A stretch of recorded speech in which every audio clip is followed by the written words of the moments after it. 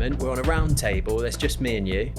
When I say me and you, for people that are listening and not watching, it's Jevon Astley-Jones and my co-host Tom Stewart. Nice to be here. No Maddie today. She's on leave, but we've got something slightly different for you. This is a mini recruitment series, isn't it? It's tying and into it. we are both recruiters. So fingers crossed, we've got an awful lot to say about this one. But I felt like this podcast was maybe a little bit overdue in the sense that this is more geared towards candidates. And when I say candidates, that's very much a recruitment-y sort of word terminology. People who are looking for their next opportunity, whether that be their first job, whether they are very senior, they know what they're doing when looking for another job, or if they are passive candidates and potentially looking for new things or open to new things, really. Candidate is lingo, but literally this is just people. Because it's not even job seekers, isn't necessarily. It's just people in general. Yeah. Like so it's two senior recruiters. Yeah. But basically, I think the title of this podcast is something like how to maximize your chances of securing a new job. That is long-winded. Is it? Looks fairly short on the page. You can come up with something more punchy than that. It's if you're looking for a new opportunity, we've sort of banded it into 3 different sections here. I think advice for graduates when applying to new positions and when looking for a new role. You know, we speak to so many people that are going into a fairly specific industry, and they're struggling to find a position. I think when you're a graduate looking for your first position, it is very, very different to when you've got experience. So we banded it down into graduates looking for new positions, people that are already in a position and looking for something similar, but just with a different company. And then we've sort of gone into and put a little section here on how actually a recruiter can help you, haven't we, with the job search. I feel like there is such a thing, definitely on LinkedIn, recruiter bashing, everybody hates recruiters, better the devil you know, and all of that. And I totally get it. I understand it because there are so many bad recruiters out there. But we say it all the time, a good recruiter is worth their weight in gold, isn't it? And, do actually most people know what a recruiter can do for them and how they can maximize their chances of finding the right kind of position? Because I personally feel like a recruiter has access to, make up numbers, 5 times as many jobs as potentially you as a candidate has access to. So we'll go into that a little bit later, but let's start from the beginning. Let's start with entry-level people. It's funny with graduates because we speak to, like I said, loads of graduates, and how often do you actually hear people say, I don't know how it works. Like, looking for a new job, how does it work working with a recruiter from our perspective? But then what's the best practice when looking for new jobs? Yeah. And like even down to real granular level things like, should I do a cover sheet for every position I'm applying to that's specific for certain companies? Like there's so many little intricacies that people aren't considering or sort of fully aware of. Yeah, and I think these are so many things which we maybe think to be so obvious because we've done it time and time and time again. But I'll ask you this question, and I'll ask myself, out of all the applications you get, what percentage of them come with a cover sheet? Oh, very few. Yeah, very few. I'm just trying to think of all of them today, maybe one. And I think that actually goes a really long way. 100%. Like, especially if you're working if you're a really niche, I say niche individual, but you've got a really niche sort of skill set, quite specific, let's say engineering, for example, and you want to go into a specific type of engineering, and you're a graduate, laying out your intentions of why you want to go into that sector actually might set you apart from a lot of other individuals who have just blindly applied to the role. Yeah, you've already gone above and beyond in comparison to a lot of other people. Yeah. And I think that what companies like, they want to be wanted. Like they want people to actually want to work. They want to be wooed, don't they? And it's not you don't want people to have the perception that you've just sent out like blanket applications to lots of different companies all within a certain industry. Yeah. So like we see, like, when I do see cover letters, sometimes you can really tell the difference between one that is actually tailored for a specific role or company versus one that is just their generic cover sheet, which is by that point just pointless. But it is difficult, isn't it? Because then you could very easily argue that it's a numbers game with making applications. Volume, baby. and the more, the better. What would be your best advice for a graduate when approaching the job search? Would it be to get those numbers up, get as many CVs out the door as possible, or to make things specific? I would make things specific. I think it's hard because I'm just trying to think of like the industries that we specialize in. So we're a very built environment, like you've mentioned, engineering, within the built environment, architecture, but just to try and make it more general, I suppose, for anyone looking for like an entry level position, I think that you want to be specific, but you don't want to limit yourself to only apply to jobs that are actively posted or companies that are actively recruiting. Mm-hmm. I think you actually want to go out there and target businesses that you would genuinely like to work for, businesses that you like the look of, that you have seen online, or you've come across on LinkedIn, or you have heard that they have a good reputation, and start getting applications out to companies that aren't necessarily advertising their recruiting. So I'm a mechanical engineer then. What do I do? I've just graduated mechanical engineering. I think the job board's obviously a good place to start. If you see businesses that you like the look of and they're recruiting, then you might as well go and approach and that's the low-hanging fruit. That's the low-hanging fruit. That's a very easy, quick Google search, type in the job titles, in the location, and you would then make applications to all of those positions. Yeah, exactly that. And following that, I'd actually go on to Google and just search for companies that are in the industry. So let's use structural engineering as the example. I would search for structural engineering consultancies in Exeter, and then just start doing some research, finding out about different businesses, seeing who's doing what, see who's working on what kind of projects, look at the kind of teams that are out there and match that up with what I'm interested in and kind of what aligns best with me. And I'd start approaching those businesses. Potentially, I'd probably ring them up as the first port of call. I'd pick up the phone and give them a buzz. That's tough. That is really tough. That is tough. For a graduate, you've got to think back to when you were at graduate age. Oh yeah, I wouldn't have done it. No. Yeah. No. But now in hindsight, looking back, it's like, well, that's great advice. That's the thing. Yeah. And do you want the job or not? Yeah. Do you know what I mean? Like how much effort are you willing to put in for the right kind of job? I think, I'd definitely do that. I think the minimum to start off with, make your applications to live jobs. But then in that area, do a quick Google search, jump on LinkedIn, try and find the relevant sort of companies, maybe put them into A sort of companies and B companies, ones that you really, really like the look of and ones that sort of fit the criteria quite well. If you're an absolute superstar, pick up the phone. Pick up the phone and ask them. And that is really difficult because what do you say? That's a proper like almost cold call, isn't it? What would you say? Hi, my name's blah, blah, blah, blah. I've got these sort of qualifications. I'm based in this area. I'm really interested in getting into engineering. I don't necessarily know if you are looking to recruit or grow the team at the moment, but if you are right now or in the future, I'd be really interested in being considered. And I would say 9 times out of 10, I think you'll get through to the right person. You get through to the right person, but also the company would absolutely welcome the approach. And even if they aren't recruiting and it's not right for them right now, they would still welcome the approach. And I think picking up the phone is an absolute game changer opposed to just sending an email. I think sending an email, a well-written sort of cold email, with a cover letter, I think that's brilliant. But, we've done this podcast with a few different engineers, companies. I'm just thinking back to the first podcast, Mark Harris, where a big thing for him is actually having an engineer and a person that can pick up the phone and speak to clients. Yeah. And I just think it demonstrates what kind of person you are, being able to pick up the phone and actually get in front of people and have those difficult conversations. And you'll be such a better engineer from that. So you're almost demonstrating your skill set and what type of person you are. Well, yeah, and you're from stacking, the get-go. Yeah, you're stacking more odds in your favor when applying to businesses that aren't necessarily recruiting, but they just look like really great businesses. If you're going above and beyond doing the extra legwork or setting yourself apart from typical applications that these companies get, even if they're not recruiting right now, a business may make an opportunity for someone that is exceptional. And they may be looking 2, 3, 4 weeks down the line. They may be looking the next day. They might have a management meeting set the next day and decide, right, we need this person. Thank gosh, John Smith called us yesterday and we don't actually have to go out and look.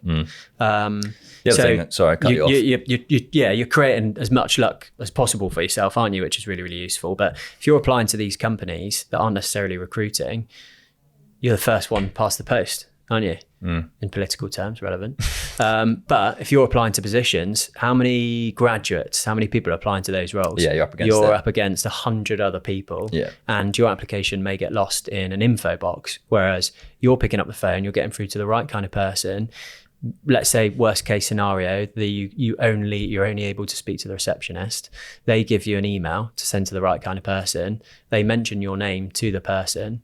And you've put your CV in front of the right kind of person, you've shown your intentions, you've showed that you can pick up the phone, do all these right kind of things, you're laughing. And that's even more applicable and important to industries that are not Specific. necessarily not necessarily so specialist. So again, we've used graduate engineers as an example, but there is a skill shortage within engineering. So there's like you're more likely to be against less competition when applying to those kind of positions just by default because there's less people out there. But if we look at some of the other industries that we work in, like marketing, for example, there's a lot of people out there studying marketing degrees. There's a lot of people putting themselves forward for those positions. So then it's even more important to go above and beyond and set yourself apart, which I just thought of this is something that I have seen recently would almost be a step before this. You've not graduated, you're still at university. I've been to a few networking events recently, and there's been people that are still studying at Exeter University going to a property and business networking events, getting themselves out there, meeting people that are in the industries that they might potentially be interested in working in. So they're almost a step ahead of the competition at a stage earlier. Yeah. Which is impressive because I am scared of going to networking events even now. Still. Not scared.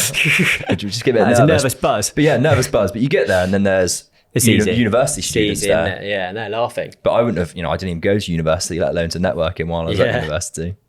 So yeah, I think all this sort of stuff is maybe not self-explanatory, maybe not obvious, but it's the kind of thing where the answers are quite easy, but the solution's quite difficult to get around. Picking up the phone and actually maybe putting a script together, talking to somebody, being nervous while you're doing that when you've just graduated or you're going through graduating, putting a cover sheet together takes a little bit more time, but it will set you apart, that's for sure. Yeah, it's kind of easy ideas but hard execution to actually go ahead and then do these things. Definitely. I will say as well, like a lot of this is, and I say this to sort of all graduates, it almost is a bit of a numbers game. The more positions you apply to, the more companies you apply to, the more chance you're going to find the right kind of job for you. And it is very much about persistence. You might go out there and apply to 3 or 4 positions and one of those might come back to you and it's an absolute perfect job. If you're working and you're sort of a niche person, you've got a niche set of skills, there aren't going to be loads of jobs out there for you. So you've got to start applying to positions, but sometimes it is a little bit about luck and timing with the right kind of position coming available at the right time. That right time might be tomorrow. It might be 2, 3, 4 weeks down the line, but you just got to keep going until you get the right time, don't you? Yeah. I think as well, like we spoke about this before in a recent pod about personal brand and how that can help you progress your career. And I think that places like LinkedIn are becoming more and more popular for people that are at graduate level. They're not in the profession yet. It's always been seen as the professional network. These are people that are looking to enter the industry. I think it's such a good platform to get in early and start like building a network, start posting content, start talking about the stuff that you're doing. You also open yourself up to opportunity for people to contact you about jobs. 100%, yeah. Like recruiters. Yes, I place a lot of graduates. It's probably fair to say 70% of them, I've contacted them, introduced them to the sector. They've had to make no applications whatsoever. All they've had to do is send me their CV and off they go. They found the right job. Yeah. How easy is that? You almost take away that whole process, don't Whereas you? if you were a graduate that wasn't necessarily online, you don't give yourself the opportunity. Only applying to jobs that were advertised, weren't on LinkedIn, so you're just not findable. So all of a sudden you're pushing a rock uphill in comparison to some people that are just out there and easy to find for recruiters like you that specialize in a niche. Massively. I mean, not even recruiters, but like actual directors and employees can contact you on LinkedIn and you can send as many applications as you like, but you can connect with loads of people as you like. Yeah, but it's not just about, so it's not just about your network as well though, because the organic engagements that happens on LinkedIn from people posting about like, I'm looking for a job in such and such industry. It's huge. You just see something go completely viral on like LinkedIn and they blow up. And if you've got a good presence, you connect with people, you engage with people, you message them, they message you. LinkedIn's such a great place for that professionally. Yeah. Especially as a graduate. God, imagine if you could go back knowing what you know now. I think this all the time. What advice would you give? I'll get loads of jobs. What advice would you give yourself? My best bit of advice for a graduate applying to a job is... just a young person, not necessarily a graduate that's necessarily been to university, but just someone that's looking for an entry-level role in an industry. Well, I think I'd have different bits of advice for a graduate and somebody maybe not so much graduate. You could go really granular with this, couldn't you? Of somebody that doesn't maybe necessarily know what to do and somebody that really does know what to do. Got you. I think my just general advice with if you're going for an entry level role is to, I think it is be specific. And be specific, really specific cover sheet, applying to jobs, but I would say 50% of the roles that your applications are going to companies that maybe aren't necessarily applying. That's a big part of it. And if you can pick up the phone, you're going to be in the top 1%, I think, of applications, and you'll really stand out above the rest. And let's be honest, even within a really, really niche specific industry, most graduates are starting from the same spot regardless of your degree. So the softer skills, your preparation, you being able to pick up the phone, they go that little bit further than the skills, don't they? And what better way to demonstrate that over the phone rather than in an email and say, I'm really personable, I'm really good at picking up the phone. Unless you're really good at copywriting. No, that's good advice. Yeah, I'd agree. I think that I would say apply to companies, not positions. So get out there and actually apply to the businesses that you really like the look of and would be interested in working for and really appeal to you. What other advice would I give? I'd say this is a bit more general, I suppose, but maybe actually once you're working in positions, but I wouldn't be afraid to necessarily try lots of different things. I wish I tried more different things when I was younger to find what I was good at, what I enjoyed more. Very Gary V. Is that very Gary V? That's massive Gary V. Yeah. Taste lots in your 20s. But no, I would. And people think, I want to find something I'm really passionate about. And I think that maybe you don't necessarily, people that end up doing things that they're passionate about weren't necessarily passionate about it before they started doing it and only became passionate about it once they discovered they were good at it and enjoyed it, and then it became their passion. So yeah, I'd say try lots of different things. Where'd you hear that? I don't know, I just made it up. Come on, where'd you hear that? I don't know. Must have read it. That's massive, Scott Galloway. Is it? Yeah, that's his go-to. Thing. Yeah, that's his thing. He says lean into what you're really good at, and passion comes around. And he says, lean into what you're really good at. Because he's very much about finances, isn't he? And becoming but his big thing is the stereotypical thing is, build a work around your hobbies and your passion, and you'll never have to work. But he's almost a bit against that. Yeah, he's against that. It's like recruitment, for example. I flipping love recruitment, but I would never. You are so passionate about recruitment. I never would have said that. I would never have said I'm really passionate about recruitment before I ever got into it. Would you? That's the thing. But on the flip side, I do disagree in that I think if you do know what you're passionate about, then you should try to. Yeah. Because I think it's, I am the prime example of someone that just wasn't necessarily passionate about anything. I love nothing. Yeah.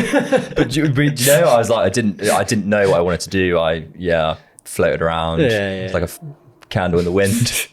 Were you passionate about anything? What were you passionate about? Just sport, everything, business. I was always going to do business, so I'm not a good example to talk about this, to be honest. But getting into recruitment wasn't necessarily business. Well, I suppose it was. Yes. It was. Yeah. Well, that's what I said. I was never passionate about recruitment. I was never a passionate one. That's the thing, But now it is once you become good at it and you find a bit of a purpose within that. Yeah. I think the danger of, and we're going on a little bit here, but the danger of, having a hobby or a sport as a passion is that it then becomes your lifeline. It becomes work rather than your passion and sport. And then you depend on it for it to be an income generator rather than just a bit of fun. Yeah. And then you lose the love for it. That's the danger. Yeah. So moving on then, let's go on to, and I don't think this will be too different, to be honest, but advice for people that are already in a position, not entry level, people that are sort of 2, 3, 4 years down the line in their sector and they want to move on for whatever reason. What's the best advice you can give somebody there? Tough one. Best advice. I would say, that's literally so many things I'm thinking of, but I would say, first of all, just to kick it off, make sure you really understand your reasons for wanting to leave. I was literally say the same thing. Yeah. Because understand why you actually want to be leaving. Because if your current employer can remedy the situation very easily, then you're going to save yourself a whole lot of time, aren't you? That's for sure. And the reason we say that is because as recruiters, it's one of the first points of conversation for anybody that we speak to is what are your reasons for leaving, and could they just be rectified where you already are? Yeah. And if it's something which is, I just want a little bit more money, well, go and ask your manager for a bit of money. Yeah. Have you asked for a pay rise? Yeah. No. I want to manage a bigger team. Well, go and ask to manage a bigger team. And if they say, yeah, off you go, brilliant, you sort it out. Yeah. It's as simple as that, isn't it? So yeah, understanding why is a big part of it. And then actually understanding if the grass is greener, I think, because as somebody who's, been in the job for 2 or 3 years, I don't think you necessarily know exactly what's out there, maybe. And, maybe the grass isn't greener elsewhere. You really need to do your market research and understand if other companies within the same sector or different divisions can actually offer you what you're looking for in the long term. We have seen it when people have left a company, gone somewhere new for 6 months, gone back to where they were before. Oh, you see it all the time, don't you? Yeah, it's crazy. What else would you say to those people? Again, I don't want to harp on and say the same things of what we just said, really, about actually applying for companies over jobs. But I would say don't that.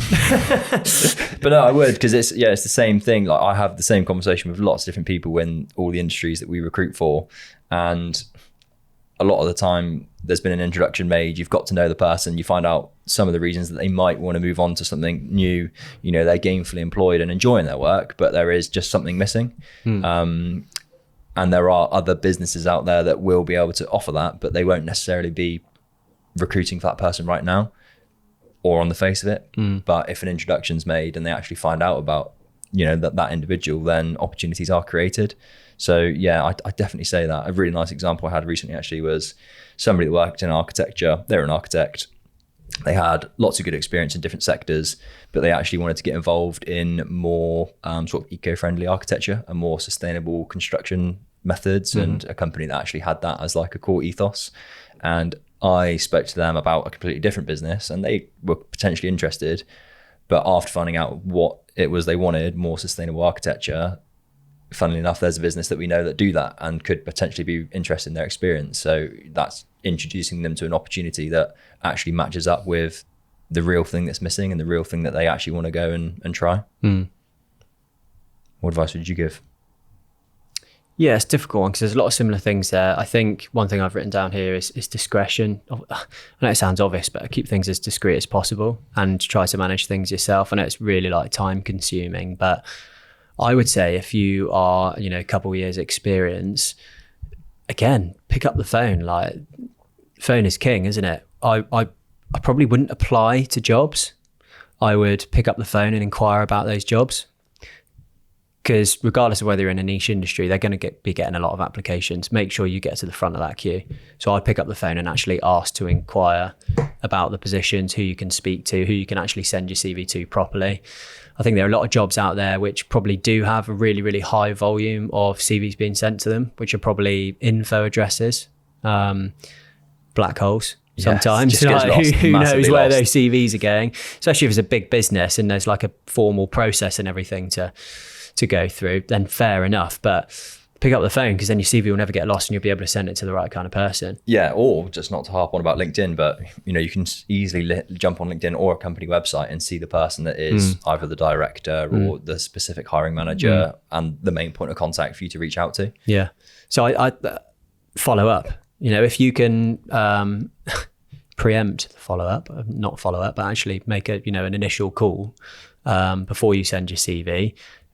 People will be expecting your CV. So it's going to be at the top of their inbox and they'll know sort of what to look for. Also, it's much easier for you to talk through your situation, your skill set than over the CV. And sell yourself. I think, 100% of people will be better at selling themselves over the phone than they will be on their CV. And that probably is a good bit of advice as well, is try not to be like too modest and actually, shout about the things that you're really good at and actually try and sell yourself to companies, because we see a lot of CVs, obviously. And sometimes we'll make adjustments to CVs, or we'll give people advice on CVs on how they can improve, or sometimes we'll speak to people about their experience, get to understand some of the things that they've done and achieved, and that doesn't match up with what they've put on the paper necessarily. And they haven't done a very good job of selling themselves when it comes to writing a CV or communicating it. So then we might speak to a company that we're recruiting for and introduce that person to them and sort of repeat and actually sell them to our clients. And then all of a sudden they're much more interested than they would have been if they just saw the CV that didn't really paint them in that proper light. So yeah, you've got to really be careful not to undersell yourself sometimes, I think. Yeah, equally overselling as well. You want to line up. But that like rings true as well for graduates, I think, because, they'll put like one line of, mechanical engineering, MEng, looks great and everything. There's so much more in that, isn't there? There's so much more in that. And that you speak to them and you think, oh, bloody hell, you're a really good candidate. You've got one line on your CV. Yeah, it's very frustrating. So we're applying to companies. I think we're picking up the phone. That's a huge part of it. Use your network though. Use your network to understand, like what companies are better, actually understanding if the grass is greener. LinkedIn is, such a brilliant place for that. And it's the only place to do it really online, isn't it? Let's be honest, unless you're in sort of community groups and different community groups. What do you think Facebook pages? Yeah. Old school. What do you think to like online review websites? Glassdoor, Google reviews. What do you think to it? I think you've got to take, especially Glassdoor. It's hard. There is a balance, but I think that you need to take it with a pinch of salt to a degree. That is very vague. But I think that the people that leave a lot of reviews on places like Glassdoor are someone that maybe slightly, disgruntled. They're disgruntled, maybe slightly bitter and had a bad experience. And I'm always of the opinion that you need to sort of gain an opinion of your own rather than just base your understanding off somebody else's experience. You should always experience that yourself rather than a disgruntled employee who may have got things absolutely everything wrong and then gone and blamed somebody else. Yeah. However, the caveat is if they have 20 plus 1-star reviews on Glassdoor, chances are it's not a particularly great place to work. Yeah, it's really difficult to know, isn't it? And that's the only advice we can really give is, just experience it for yourself. And I've had that when I've spoken to people and they said, I know somebody that works at that place and they didn't have a particularly great experience. And that's always a tricky one because it's coming from someone that's actually been there, experienced it, and it's based on a relationship. But I've still been of the opinion that at least go and if a company wants to meet you, for example, tick the box yourself, go and meet them and get a feel for it. And it may be completely different from you. So it is hard, but I think everybody's so different as well. Everybody has different expectations of work and their work ethos and everything, isn't it really? So, what might be absolutely horrible for one person might be the perfect sort of role for another. Not everybody is going to, fit the bill with those sort of things.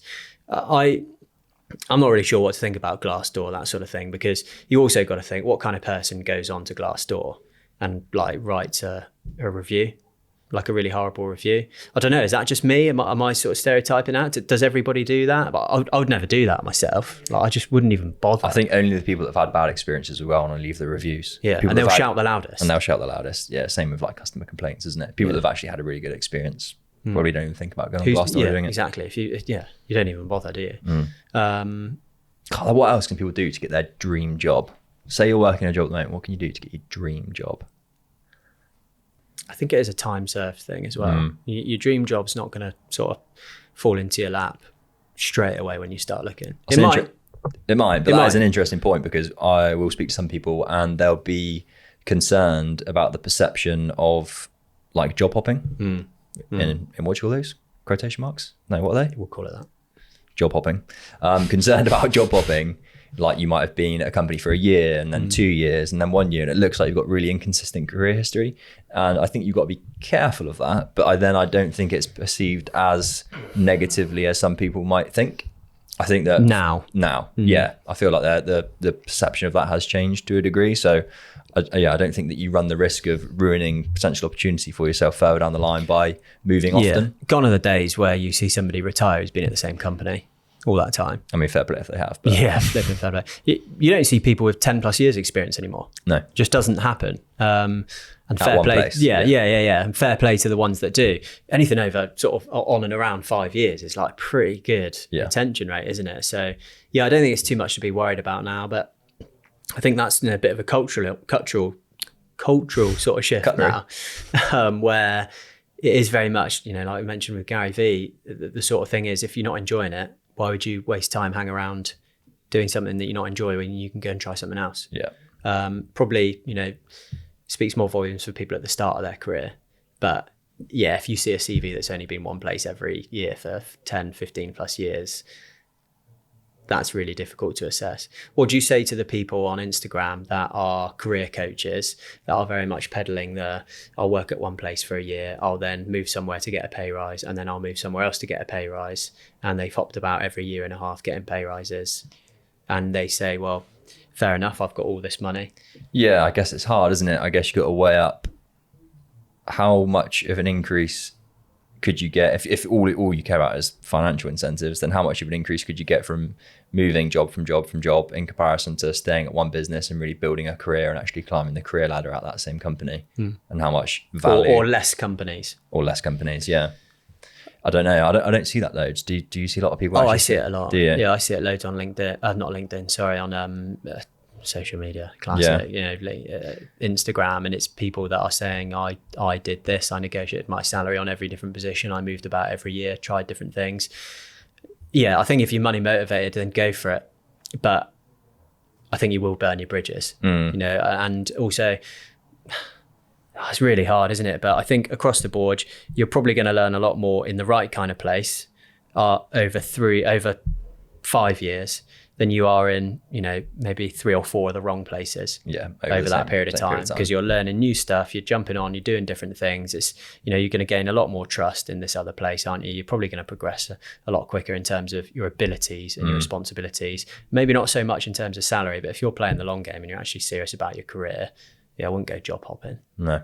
Just doesn't make sense. And that's counterproductive for a recruiter to say that, isn't it? But we love job hoppers. Yeah. But I just feel like it makes sense for that sort of stuff. Yeah.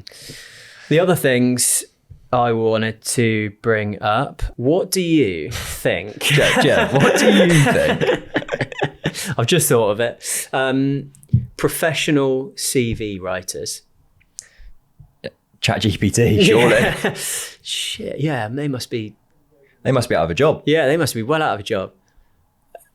No, I don't know. Who's paying to get their CV written nowadays? Who is paying to get their CV written nowadays? I do agree. And how much do people charge for that? No. I mean, it's just call a recruiter. They'll do it for free. But I think part of the reason people wouldn't do that is they probably don't understand that a recruiter would help you with a CV for free. Yeah. That is almost part of the free service a recruiter offers as a candidate is advice, good recruiter anyway, is advice on CVs. And then actually, I think the more important part, and we might come on to how using a recruiter can assist you in your search, is a recruiter can provide feedback from the actual people who matter the most, the leaders of the businesses that you want to work for and apply to. They can provide the constructive feedback on your CV and experience for you to make the relevant changes to help you in the future. Mm-hmm. So I think that's like a really unknown added value of what working with a decent recruiter can do. And I've had the prime example of that earlier this year, and it was a graduate, and I could find the feedback if you wanted, but they came back to my sort of introduction of the candidate and just said that their CV was too sparse on detail, didn't go into their reasons for wanting to go into engineering enough, didn't speak about why they chose that as a career path enough. There just wasn't enough substance to it. And I literally passed all of that feedback to the graduate, and he went away, made the changes to his CV, got the job, took it all on board, applied. We resubmitted him to the same position, and he's working there now. So there's so much value in actually being able to get constructive feedback from a business that you're actually interested in working for, because it's really hard for a company to give that directly to a job seeker. And I don't think it probably happens very often. I think if you're applying directly to jobs, I don't think companies will come back to you very often and say, sorry, we can't take you on because your CV's a bit rubbish in these areas. But it's actually quite easy for them to come back and say that to us as recruiters. So how do we remedy that? I mean, if you really are from top of the pops, from a candidate's perspective though, they might as well just work with a recruiter. Well, they work with a recruiter, but if you don't want to work with a recruiter, pick up the phone, ask what they're expecting to see from a CV. Yeah. Yes, it's another advantage of not just sending your CV. Ask that very direct question, like what areas was my CV or experience lacking? Yeah. What do you want to see? Yeah. I mean, for me now, I will say that I say the same old things to graduates now every day. Send me a bit of a cover sheet or a paragraph on your CV of why you want to work within this sector. get all the information you need on your CV, all of your university modules, your dissertation, blah, blah, blah, because that's the main point of their CV. And make sure that's at the top of the page. I say that same old thing to graduates over and over again. But it goes such a long way. Yeah. So when it comes to writing, out your CV, I think so many universities and so many people and so much advice online that says, "Oh, keep your CV to 2 pages." I don't really get it, because I get it, but like, it's just wrong, I think. Oh, 100% is wrong. But like now it's moved to 1 page sometimes why as well. would you shorten it all to 1 page when you've got all this relevant information? Like, surely the more, the better. If you're applying to jobs where people are actually taking the time to look through your experience, and if they're not, then they're not the right job for you. Yeah. They're not a very good job. They're not very interested in their people, and it's not a very good recruitment process. So if you're sending over a 3-4 page CV and it's all relevant experience, they're going to want to see all of that experience, build the clearest picture of what you can do, what your skills are, what your qualifications are, opposed to a CV with a couple of lines on it. Yeah. So I think my best advice for graduates, anyone putting a CV together, as much information on there as possible, on everything that you do, responsibilities, what you're working on, what your achievements are. For graduates, get your degree and your qualifications at the top, because let's be honest, that's the most important part of your degree, rather than working at Nando's as a shift manager is the first thing you see. If that's the first thing you see, likely it is maybe a smaller percentage of people won't see your actual degree. Yeah. So get that at the top. If you're more experienced, I think get your experience and your achievements at the top, because that's, again, the most focal point of your CV, isn't it? That's the thing you want people to see first. They want to see your names of employees, they want to see your experience, what you can do, and then once they get into it and they know that you've got a good CV and good experience, they see the rest of the stuff, your achievements, your qualifications. Yeah, I agreed. So most important at the top, and don't do opposite order. Yeah, reverse chronological order. Yeah, so your last position at the top. Oh my God, do you know what? This is really funny. I know the name of this candidate as well. Beep. It is. Initials PR. I think they've retired now. And I remember this. It must have been like 8 years ago. And I used to get that CV over and over again. And they were a contractor. So fair enough, they had a lot of experience. Yeah. But it was about 5 pages. And it was in reverse. So they put the next one on the end. And then the next one on the end. And then the next one on the end. Started in 1980s. So you'd have to crawl through this CV. And it's like, oh my God, you're obviously like...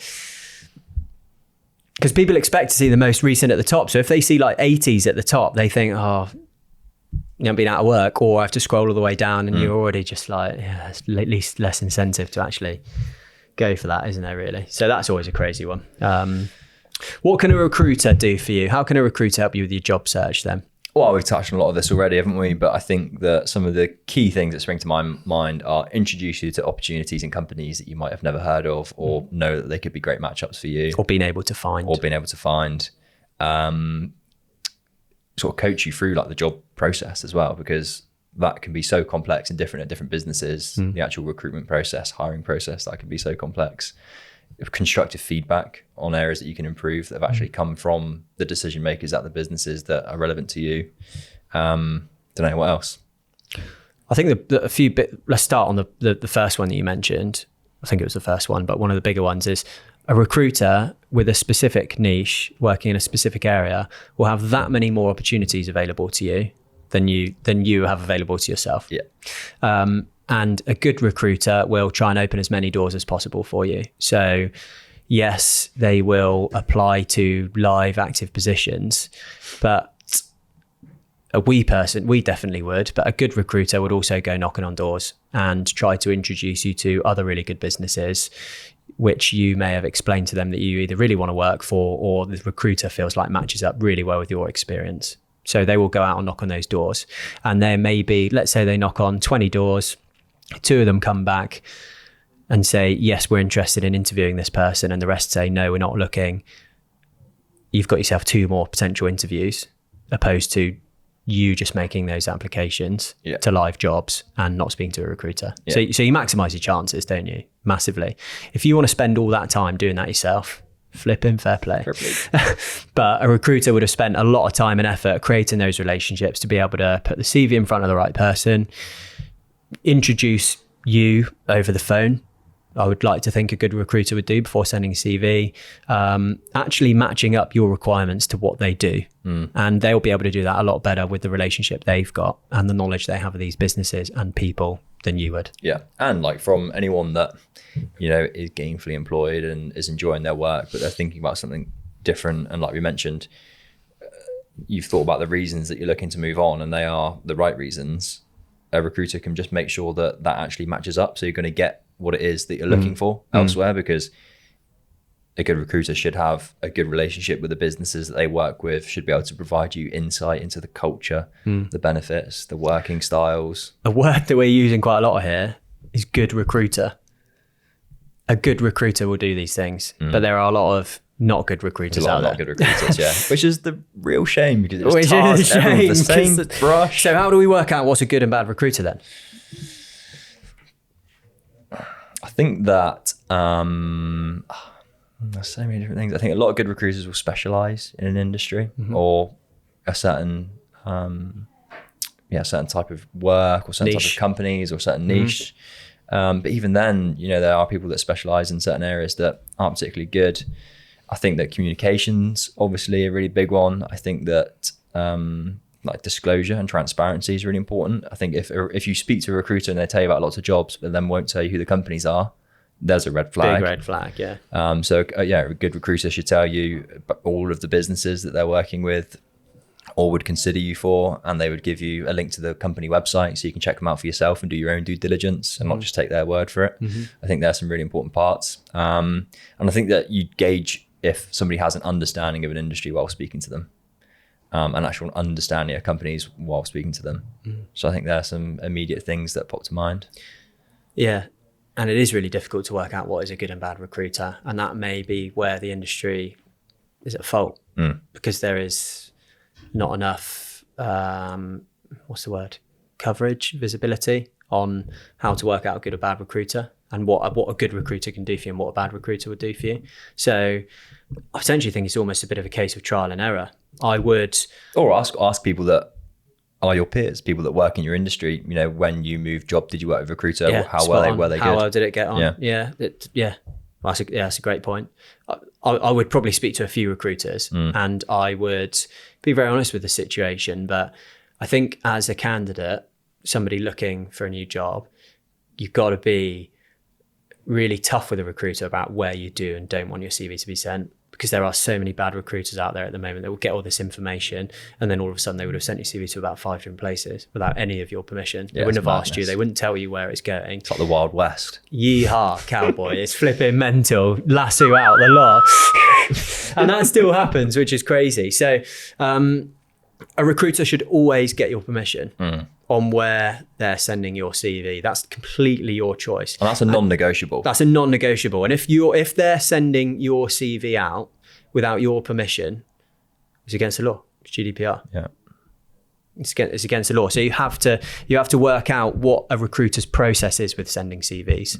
And I know that's something, you know, we will certainly do, is we're very obvious and clear about our process, about how we will always be very genuine and transparent about where a CV is being sent, so that they can tell other recruiters, I've already sent my CV there. Yeah. And they won't go and send their CV themselves. Yeah. That's how it should sort of happen. Yeah, it's just good practice. Yeah. But recommendations is a good one. That's definitely a big part of reviews as well. Like we find a lot of work with Google recruiter. reviews, don't we? A lot of people that, you know, our Google reviews are good. And recommendations on LinkedIn is a big part of it. You know, it's people that you've actually placed and worked with. Yeah. That's helping you with these roles. Okay, so we worked out about how to find a good recruiter. LinkedIn's a great place to find them. Go searching on websites, word of mouth. Worked out how to work out who is a good recruiter. We've spoken about how they can find positions for you and the sort of the opportunities available to them opposed to the opportunities available to yourself. I'd also say, I think we all know how long it can take to make applications. If you're sending a tailored CV, let's say, you're sending a cover sheet, you're then sending an email to an application. I mean, if you've got that dialed, what's that, an hour? Yeah. That takes quite a long time, doesn't it? It's going to take ages. So that's going to take ages. And if you're already gainfully employed, you haven't got time to be doing that. No, and like actually just finding companies that you like the look of. Oh, it takes ages. Yeah, working it all out. I've waited weeks for people to get a CV sent over because they haven't put one together. People that are gainfully employed may not be at the forefront of their mind, but a recruiter, that will be near 100% of their time finding you an opportunity. And introducing you to these people with already well-established relationships, opposed to you going out there blind, giving it a bit of that, seeing what sticks, and taking lots of time to create these relationships and find jobs. So I think a recruiter can save you a good recruiter can save you so much time and effort, as well as increase the opportunities out there for you. And then like all of your info and your application is being delivered to the correct person. It's going to the decision maker, it's going to the hiring manager, whoever it is that's actually going to be responsible for that. Like you said earlier, rather than CVs or application landing in at info or careers that gets checked once a month. What would you say to clients that come back to you and say, no, we don't use recruiters because we'd expect a candidate to be switched on enough to apply themselves and contact us directly? Oh, God. I've never had it. I've never had it. No, it just hurts so much. What would I say to a client? It's such a tricky conversation, because if somebody's in that mindset, not what you'd say to a client, but what would you say to that situation, that argument? Well, you can say it to a client, go for it. No, I wasn't going to say it to a client. Well, I think that if someone's in that mindset, then it's very difficult to make them change that mindset or that perception or opinion. I don't know. It's a very short-sighted way to view people and people's time. Like we said, the best people, if you're a company and you say our most important part of our business is our people, and you want the best people, you want top performers, you want A players, but you expect A players to come and find you and apply to you and take all of the time out of their day and their working life to discover you as a business. You've got to be the best of the best minimum. Yeah, then it's never going to happen, is it? No. Because people are just so busy at work. People are so busy at work. Yeah. So yeah, big time savers. And then if you're doing a good job, candidates really appreciate the relationship they have with a recruiter, because you can be so candid in feedback, and you can be candid in letting them know about your situation and how your salary expectations, and they can help negotiate the best salary possible for you. And there's there's so much insight and knowledge to gain from a recruiter that if you're doing it alone, you'd be blind to that. I think it's extremely close-minded. I think the biggest point is people. You clearly don't value people as well as you could. The A players, the people that are switched on and know what a good recruiter can do for them in terms of the job search. Like we've just said, they can maximize your opportunities. They can hold your hand throughout the whole process. They can negotiate their salary for you. Yes, they might come at a premium. They might, have to charge a fee with a recruiter. But why would an A player not want all those benefits? If they recognize those benefits, why? They're obviously an A player. Yeah. You could very much easily argue that somebody that just applies to jobs directly and is completely opposed to using a recruiter, not very switched on, are they? Because they want to make things easier for themselves. Yeah, and like the alignment factor that we spoke about earlier works both ways. So from a company's perspective, you can get hopefully introduced to people that naturally just align with you as a business better. If you've got a recruitment partner, so a business that you actually work with a recruiter on an ongoing basis and give them the time and opportunity to understand your company and the type of people that you want in the team, they should be able to introduce those kind of people to you. So by default, you get people that are better aligned to your business. Yeah, massively. Just want to go back very quickly as well. I thought, a really big part of how a recruiter can assist you in the search, I think maybe like I call it the hand holding and the preparation. It's just massively underrated.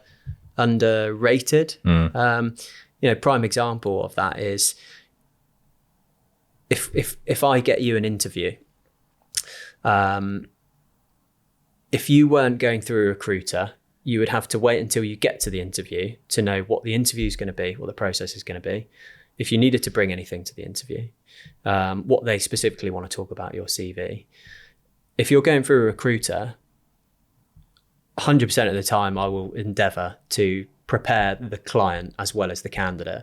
So we're preparing the client in terms of what this person's going to bring to the team, what they want to talk about. But then vice versa, we're asking the client all of those things I've just mentioned then. So if you are being represented by a recruiter, you're going to know exactly what you need to bring to the meeting, exactly what things to emphasize about the job description and the role to talk about your skill set. So they're going to know how to professionally show off with the right things. They're going to know what the process is. They're going to know exactly who's going to be in the meeting. They're going to know if they actually need to bring anything and what sort of big work examples it's going to be easy. You give yourself that much more of a chance, the preparation, than not going through a recruiter. And yes, the argument can be, as you know, some companies do really well and have their own recruitment team to prepare people for this sort of thing. But I think the overriding rule is, my argument probably goes for 80-90% of the companies out there. Yeah. So I think that's a huge thing, which maybe candidates don't fully understand how much help and assistance can go into that side of things, especially if you are a much younger person, you've never gone through the recruitment process, you're nervous about an interview. We can preempt people for that. You don't know what to bring. You know, you might need to bring a passport, you might need to bring a portfolio. You don't know what they're going to want to talk about. You don't know if there's parking there. Yeah. And a lot of interview processes and actual interviews themselves will have a set format and structure. So something that we'll try and do is properly understand like just some of the typical questions that a certain company likes to ask. So then you work with a recruiter, they can actually prepare you for the specific questions that you will potentially be asked in the interview. So you've almost just, you know, you've got a fly on the wall opinion of the interview that you're about to sit. So you're giving yourself the best opportunity to secure your dream role, if that's what you're going to interview for. A recruiter can have so much inside knowledge that they can help support you with. A good recruiter as well will be you'll probably get more feedback from a recruiter. I know the stereotype is that recruiters don't give feedback. Sometimes that is the case, and sometimes it's not their fault because they may not necessarily get feedback themselves. Yeah. But a candidate will be much more honest speaking to a recruiter to give feedback to you, constructive criticism, than a client will be to a candidate interviewing directly, because it's a tough conversation, isn't it? Yeah.